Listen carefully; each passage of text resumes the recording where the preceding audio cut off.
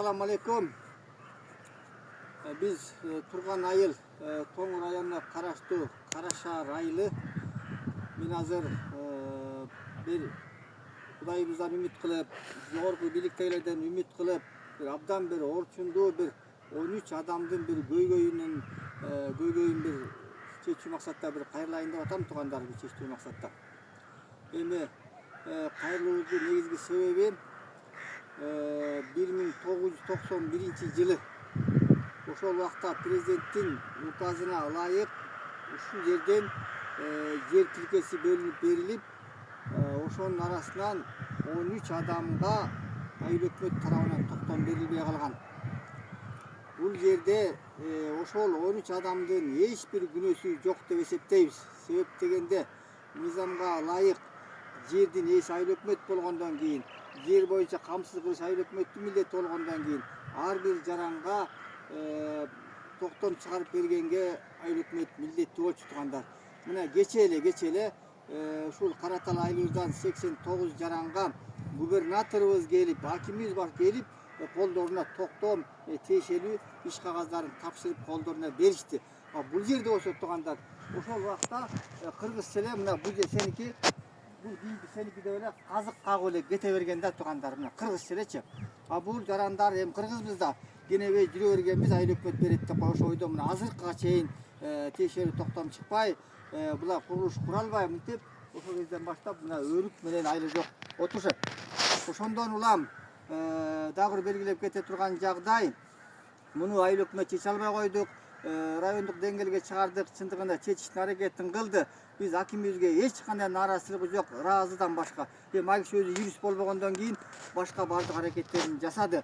Алардан комиссия келди, замын жиберди, келип кийин 2005-жылы чыкты эле го өкмөттүн токтому, жер тилкесин бөлүп берди. Ошо боюнча гана иш алып баргыла деди.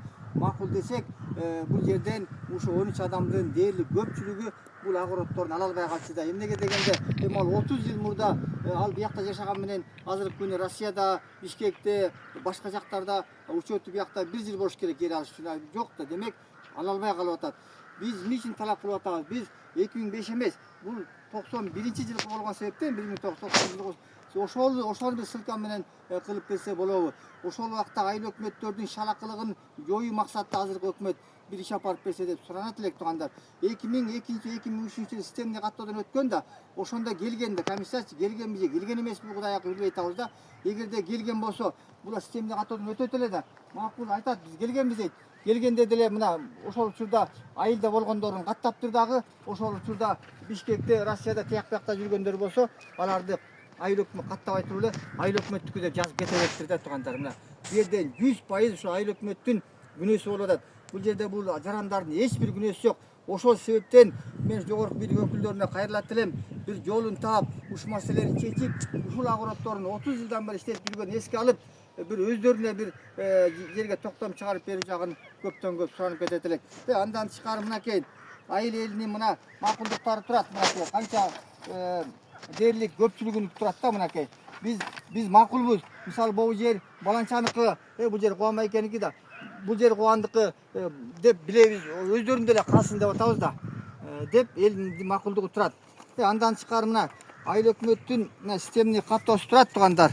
Мына бул жерде мисалы Намазбеков Темир кан дейт. Мына ушул Кубанбай экеники, Байгазиев Жаныбек, дагы кимдер, бул Садык, Жакшыбек, Тынчтеп, Тилектеп, мына айыл өкмөт каттап койгон. Айыл өкмөт да билет. Бул жер кимдики экенин болгон эле системный каттоого кирбей калган да. Ошон үчүн урматтуу бийлик өкүлдөрү, сиздерден көптөн көп суранып кетет элем, ошо эл өкүлү катары ушул жарандардын жерлерин өзүнө берүү боюнча бир жардамдашсаңыздар. Биз райондук комиссияга кайрылдык. Ушундай жакта десек, алардан жооп келди. Жер кодексинин 21-24 беренелерине ылайык иш жүргүзсөңөр болот депчи. Эми аны кеңеш менен өкмөт чындыгында түшүнө албай койдук. Анычы азыр кол койгондон баары коркуп калбады. Азыр соттолуп кетебиз, кесилип кетебиз деп мындай элдин көйгөйүн чечүү жөнүндө ойлонбой эле азыр эптеп эле баягы кесилбей калыштын, соттолбоштун, суралбаштын аракети жүрүп калды азыр айыл өкмөттөрдө. Ушундай иштер болуп калды да. Болбосо муну деле ошол жердин ээси бул айыл өкмөт. Калты конуштун ичинде турат. жер бул айыл өкмөткө карагандан кийин кеңеш менен өкмөт өкө чечип койсо болот беле деп мен жеке өзүм юрист эмесмин, бирок мындай бир ошо бир нерселерге таянып айткым келип атат да, бизге ишенбейт, албетте ишенбейт. Ошон үчүн жогору жактан бир белгилүү бир бийлик өкүлдөрүнөн келип момуна кылып чечкиле деп бир жолун көргөзүп берип кетсе, биз ошонун негизинде иш жүргүзгөнгө аракет кылат элек.